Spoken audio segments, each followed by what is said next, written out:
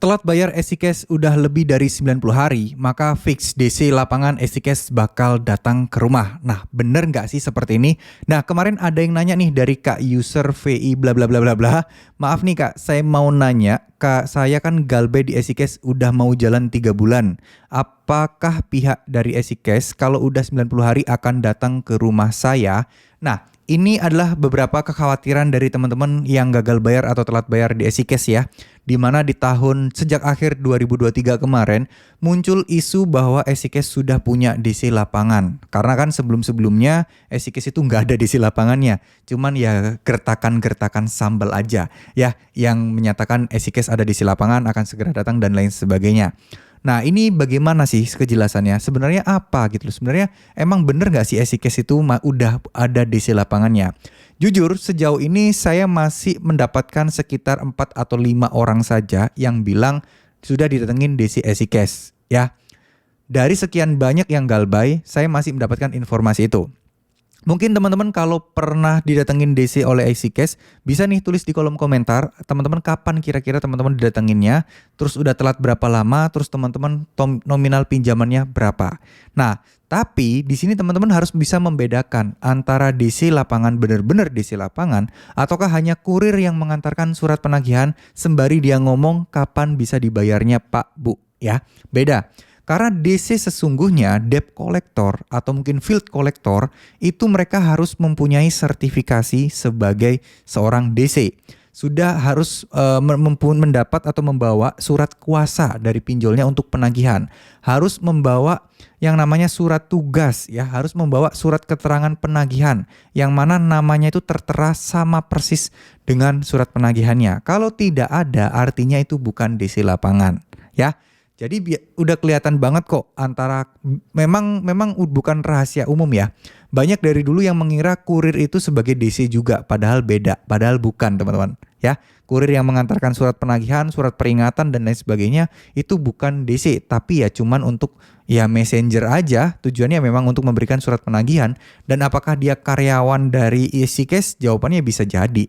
Tapi ya bukan fix melulu pasti dia karyawan, enggak. Ya, jadi buat teman-teman yang gagal bayar di EasyCash yang udah sampai 90 hari dan masih belum ada DC lapangan yang bakal datang, insya Allah aman. Gak usah terlalu takut, gak usah terlalu panik, dan gak usah terlalu pusing. Mereka masih belum banyak kok DC-nya. Kalaupun ada itu masih paling sekitar beberapa dan gak kesebar di semua kota. Paling utamanya adalah di Jabodetabek saja ya.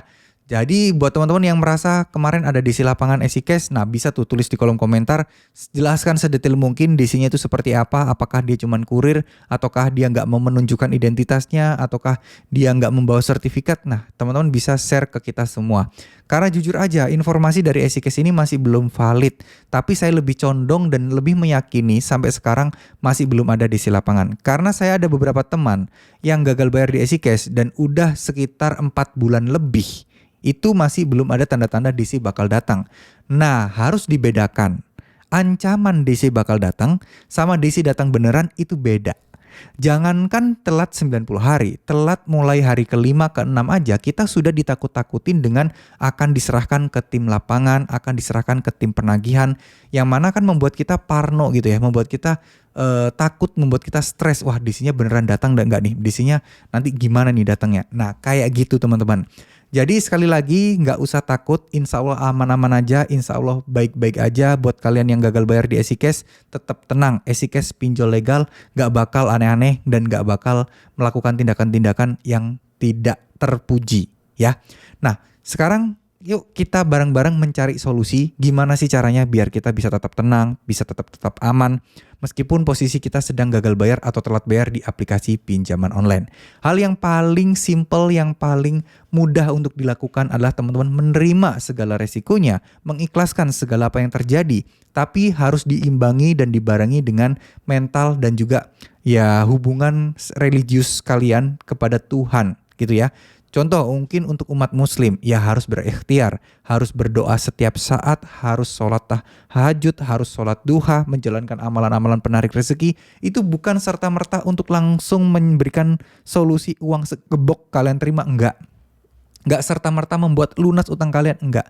Tapi lebih kepada bagaimana itu membuat hati kalian lebih optimis, bagaimana membuat hati teman-teman itu lebih ikhlas dan lebih pasrah dan lebih menerima apapun yang akan terjadi. Ini justru yang akan menolong dan menyelamatkan kalian dari ya kegelisahan, ketakutan dan lain sebagainya. Intinya adalah ketika kalian sudah mulai tenang dan menerima segala situasinya dan tidak terlalu takut lagi, justru DC-DC yang akan malas dan takut akan mengunjungi kalian. Karena mereka tahu kalian tidak takut, kalian udah pasrah, kalian juga memang nggak ada niat untuk nggak bayar karena memang kondisi realitanya kalian juga masih belum mampu dan kenapa harus masih takut ya. Jadi harus tetap berani, tetap semangat, lakukan apapun ya untuk memperbaiki hidup kalian.